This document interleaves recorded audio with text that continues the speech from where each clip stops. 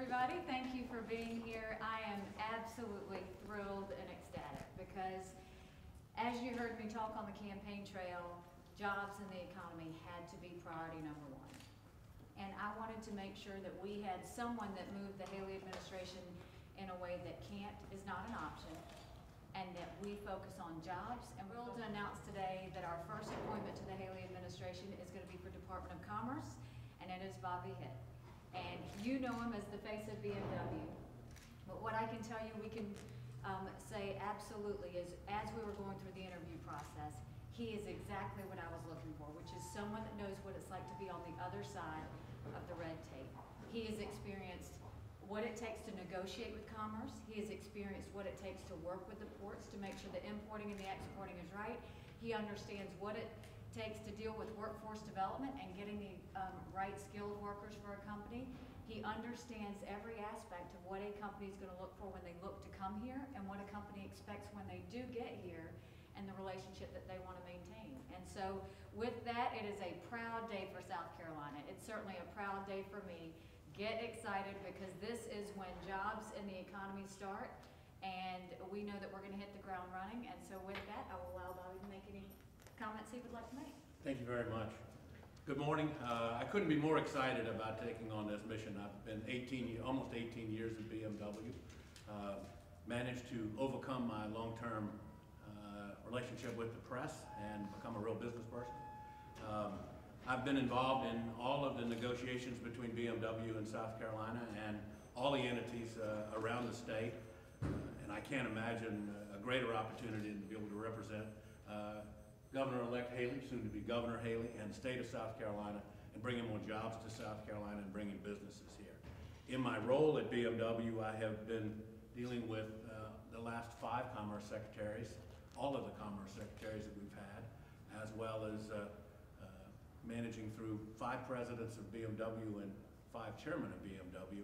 And I've seen the company that I represent grow from fairly modest size in 1992 when I joined, in 93, to a pretty remarkable enterprise today.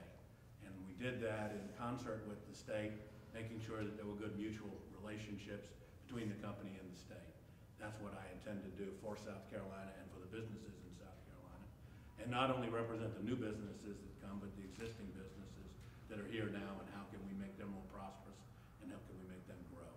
So with that, Well, I do want to also say I would like to thank Joe Taylor and the service that he has given to the state of South Carolina. He did an amazing job with the Department of Commerce and certainly took on a very leading role during challenging times. So I want to thank him for that. Michael and I want to welcome Bobby and Hitt to the Haley team. And so with that, we will ask for any questions. Where do you start? Done, Bobby. I'm sorry? I said, I mean, where do you start? What's the first thing? Well, I think we have to go through a confirmation process, so sometime. Assuming you're appointed to the position. Where do we start? Well, first, I think there's a lot of energy at the Department of Commerce now. Let's not make any mistake that the Commerce Department has done a pretty terrific job. We've had a great year, and a lot of the early activity for next year will come as a result of the momentum that's there now. So I think we move in there fairly quickly. We take a look at what we need to do, where we can make some improvements in what is a well-operating department, but also what we can do to make it better. I think some focus on small business is going to be key. Also, I will officially resign my position as chairman of the South Carolina Manufacturers Alliance, and I hope to use the membership that I know very well in the Manufacturers Alliance to help us look at how we can do a better job of supporting manufacturers in the state and help them grow, and also use members of that alliance to help sell the state as well in the future. Where do you stand on incentives and the use of incentives to draw businesses to the state? Well, incentives are basically tax policy, and all tax policy is an incentive of one kind or another. I think each situation has to be looked at in a specific way to see how those incentives match up, both for the state and for the company.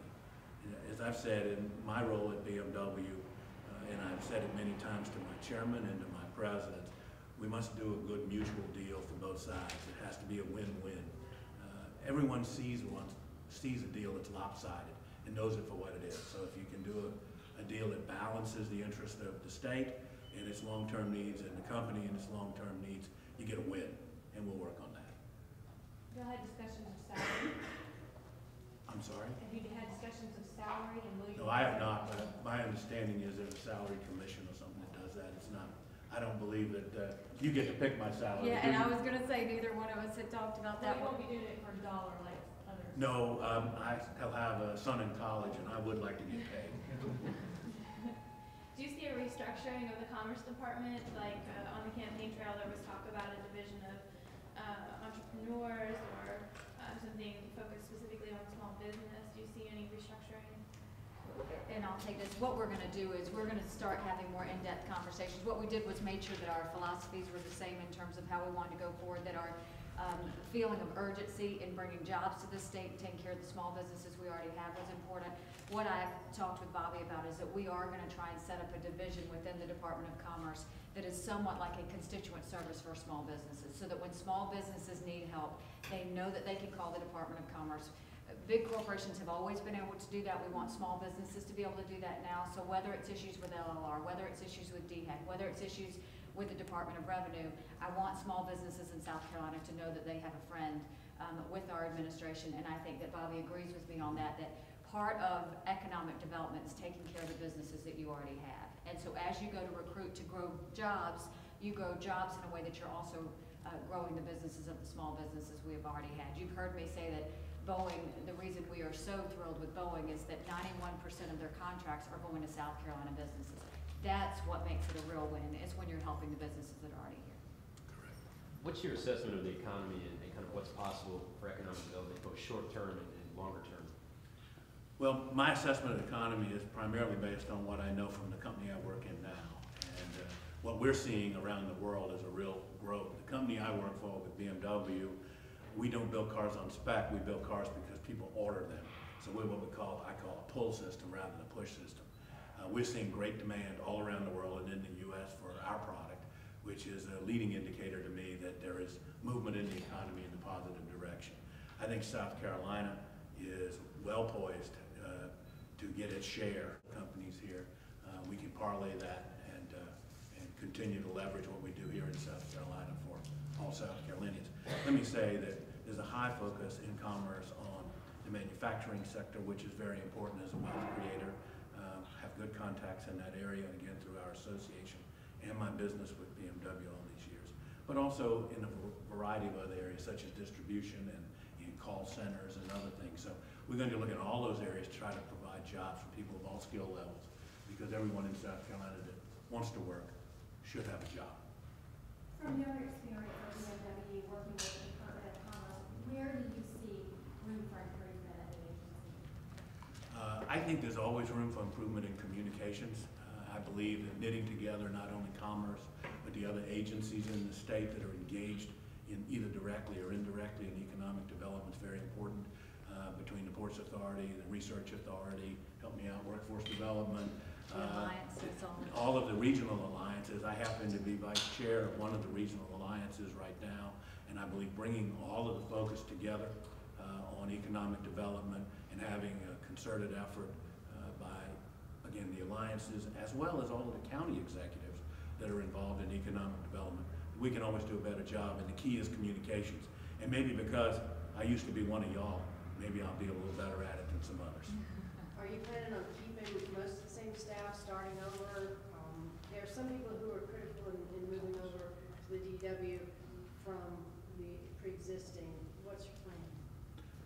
I believe there are a few positions that will probably turn over on their own, obviously one being the one I'm going into. I'm really not aware. You have to give me some time to assess it. And I believe technically I'm not supposed to do too much assessment until I'm confirmed. But there'll be conversation about that, and also but I don't believe that an upheaval would be a beneficial thing. It's a well-run department. Could it be tweaked? Yes. Every department can be tweaked, and I'm standing next to the tweaker. Governor Haley, could you talk a little bit about the decision-making process? I mean, how many candidates were kind of seriously considered? What were the questions you asked him, and then were there specific answers that he gave that really connected with you? You know, I think the transition committee did an amazing job of bringing forward just great candidates. They really searched. They didn't just take from the applications that we were given, they also searched out to find out who would be interested, who would be great. We looked at in-state, we looked at out-of-state, and then they narrowed it down to 4 applicants, and then from there, I interviewed the 4 applicants, and I will tell you, there were a couple of things that really made a difference with me with Bobby. Number one and foremost, there is no learning curve with Bobby Head. From the alliances, to the ports, to the research universities, to commerce, to everything in between, there is no process that it's not just that he doesn't know, that he hasn't participated in. And that's the key of what I want to do in this administration, is get people that know what it's like to be in the weeds. Not a bureaucrat that has seen the weeds, but someone that actually knows what it's like to be in the weeds. The second thing is, I asked him what his biggest strength was. And he, said that there's nothing I can't do, which is very much how I am, which is can't is not an option. And I loved the fact that he also said, we've got to take care of the businesses that we've got in South Carolina and really focus on those as well as recruitment. So it was just all the right answers. There was a natural fit in personality. There was a natural fit in philosophies. There was a natural fit in urgency. What I can tell you that my commitment to Bobby and my commitment to the state of South Carolina is there will be no governor that works harder for economic development.